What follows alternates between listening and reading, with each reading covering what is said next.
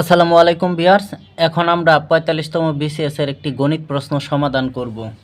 প্রশ্নটা হলো p plus Q সমান সমান 5 এবং p মাইনাস কিউ সমান সমান 3 হলে p স্কয়ার প্লাস কিউ স্কয়ারের মান কত? প্রথমে আমরা লিখব দেয়া আছে p প্লাস কিউ সমান সমান হলো 5, p মাইনাস কিউ সমান সমান হলো 3। আমরা জানি 2 P square plus Q square, অর্থাৎ আমরা একটা সূত্র জানি, সেটা হলো 2 A square plus B square সমান সমান হলো A plus B whole square plus A minus B whole square. তার মানে 2 পি স্কোয়ার প্লাস কিউ স্কোয়ারের সূত্র হবে কি 2, তাহলে P plus Q whole square plus হবে P minus Q whole square. এখন পি প্লাস কিউ এর মান হলো 5, তার উপর square, plus P minus Q এর মান হলো 3, তার উপর স্কোয়ার।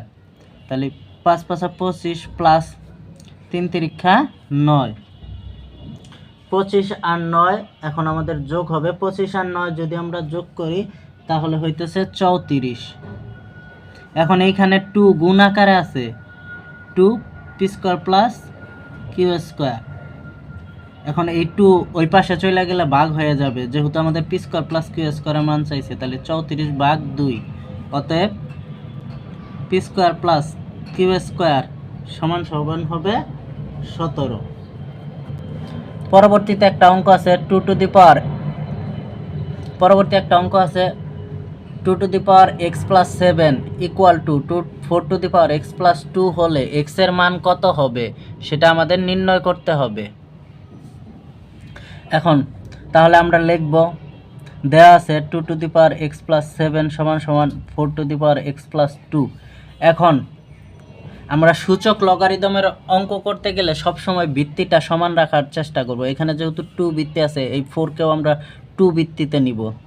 তাহলে আমরা জানি 2 এর উপর যদি স্কোয়ার দেই তাহলে এটা কি হয়ে যায়, 4 হয়ে যায়। তার উপর আছে x প্লাস 2, এখন 2x প্লাস 7।